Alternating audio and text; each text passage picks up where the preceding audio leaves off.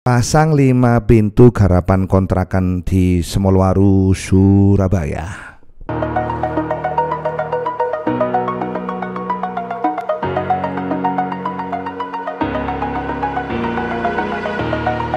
Over the edge, feel like I'm floating through the air.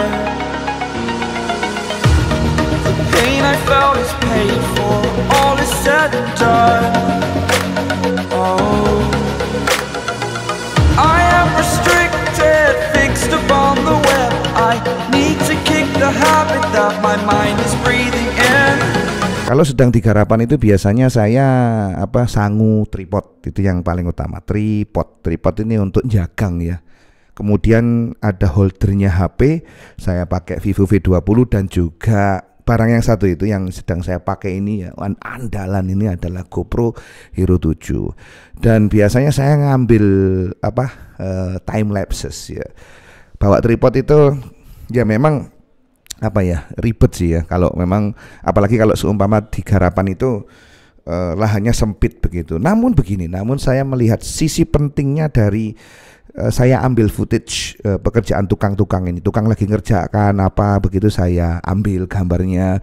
Tukang lagi ngecat begitu ya, saya ambil time lapse-nya gitu.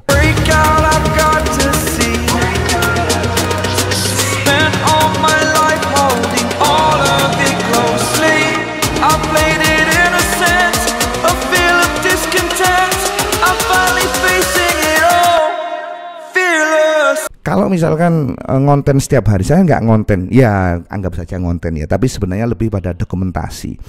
Saya melihat bahwa ngambil gambar tukang lagi bekerja itu bagi saya sih penting ya. Penting untuk diinformasikan ke jenengan semuanya, supaya jenengan semuanya tahu ini sedang ngapain, ini dodolan nopo, iki bahasannya apa begitu ya. Dan yang di masuk ya audio netok nggak ono video nih kan begitu. Saya klaim jasa tukang Surabaya tapi nggak ono gambar-gambar tukang lagi bekerja begitu kan, yo gak afdol lah ya, sawangane kan gak enak gitu.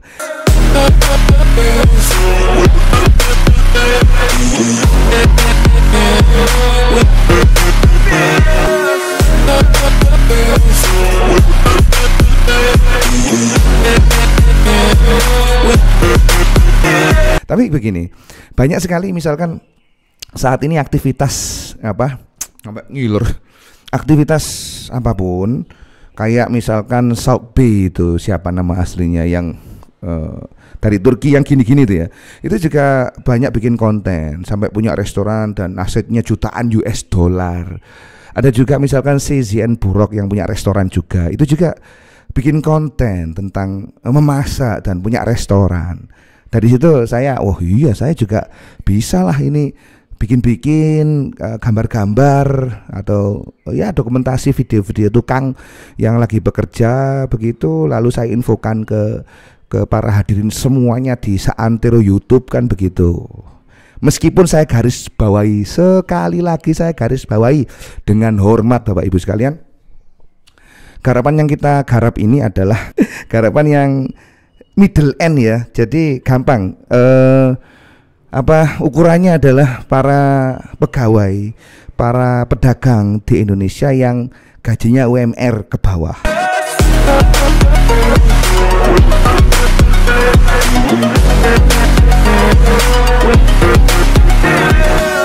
Ya, UMR ke bawah. Kalau UMR ke atas itu ya kita bisa sih ya.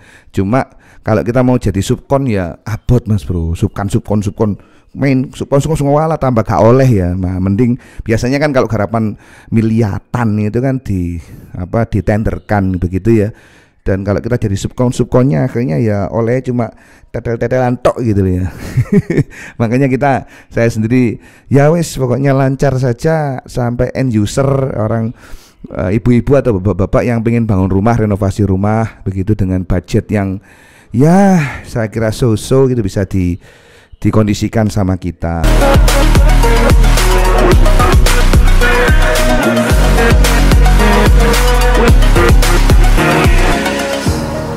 Burning the bridge that keeps us. I'm here and I'm feeling. Dan tentu saja menggaji tukang antara 140.000, bahkan di proyek itu 110-120.000.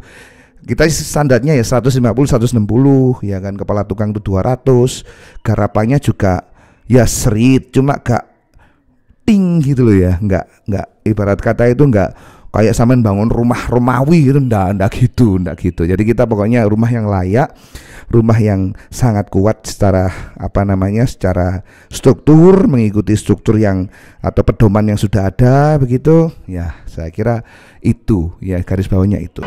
Exaggerated, that's what you assume. The story's over now, I must conclude. I am conflicted, watching where I step still, hanging in the balance, not the life I want to live. I want to take it all, standing tall, fear I weighed the person you are. Oh, break out, I've got to see. Baik lagi tadi, ya saya pingin lah katakan itu ya ngasih info ke jenengan tentang kegiatan kita ini, tentang tukang-tukang yang bekerja begitu. Siapa tahu Mas Punco bisa enggak ini masangin aquaproof di wowong genteng saya, ada yang berani manjat enggak? Ya ada, berani dong ya, monggo gitu ya. Dan alhamdulillah kalau dari YouTube belum ada informasi dari YouTube itu belum ada. Justru dari Facebook itu sudah, kemudian TikTok sudah ya. Reels itu garapan pagar kanopi itu ada, YouTube belum ya. Nggak tahu YouTube itu kok kayaknya sulit sekali buat jualan, tapi karena memang saya melihat komunitas YouTube itu kuat begitu ya, dan ya kita hobi saja untuk sharing-sharing ke YouTube ya, sharing-sharing ke jenengan semuanya. Spent all my life holding all of it closely. I played it innocent, a feel of discontent. I'm finally facing it all, fearless.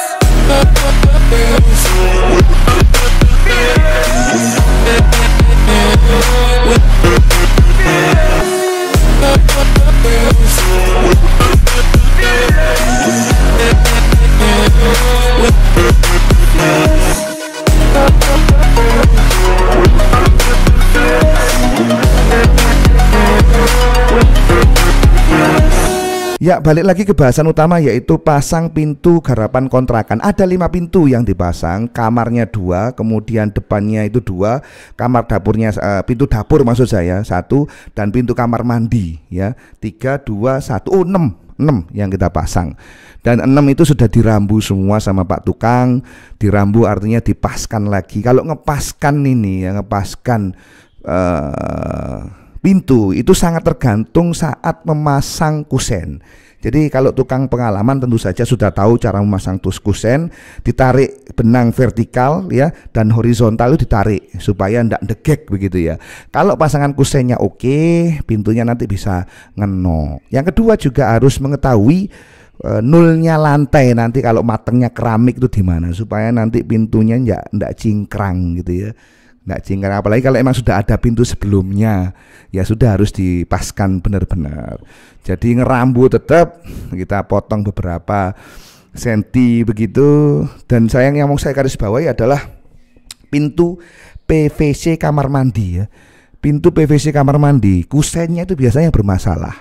Untuk mengatasi hal ini biasanya orang-orang itu masang kayu di kusennya PVC kamar mandi itu, tetapi titah dari tuan rumahnya yang kita garap pada kesempatan kali ini adalah pokoknya garapan kuat gitu, awet ya, akhirnya kusennya dipakai atau dibuat dari benangan Pak Bro.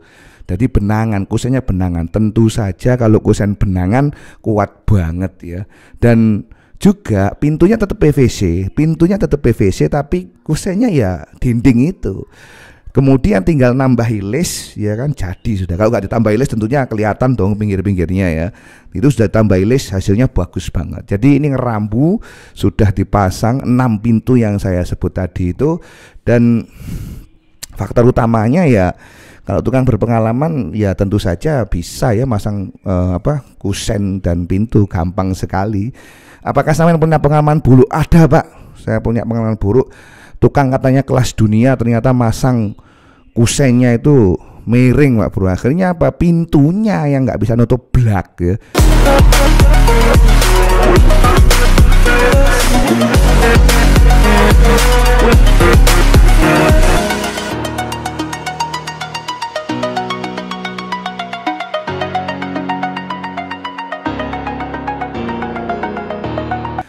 Nyeret akhirnya itu. Kalau dibuka blak itu loh, dia kan nutupnya juga harus ngakali akhirnya wis gak masuk blas. Ada juga garapan yang di temen saya itu, rumahnya digarap sama si A yang sudah saya ingatkan jangan pakai orang itu, Pak. Tolong, ternyata masih dipakai saja. Garap jendelanya miring, Pak Bro. Garap jendela lo miring. Kok iso ngono lho, gak di apa jenenge, gak ditarik benang. Garap kusennya juga miring, wis amburadul. Bahkan garap saya dengar terakhir itu dicurhati WC-nya itu diketok ya, bawahnya itu isi duduk itu akhirnya blong. Ya nggak ada tandon airnya yang di WC untuk nahan bau ya, digoyang ya blos dan akibatnya apa? Ya paralon yang notabene isinya adalah kotoran ya baunya naik ke atas gitu ya.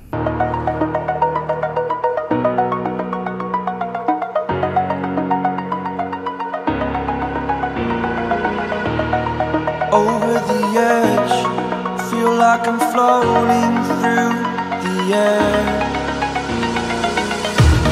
The pain I felt is paid for, all is said and done. Oh. Nah, itu saja yang bisa saya sampaikan pada kesempatan hari ini. Judulnya adalah pasang pintu rumah sebanyak 6 biji. Ya, ngerambu. Itu saja catatan saya tentang pintu-mempintu. Dan semoga saja berkenan di hati para hadirin dan hadirat sekalian. Jangan lupa download buku saya Fearless.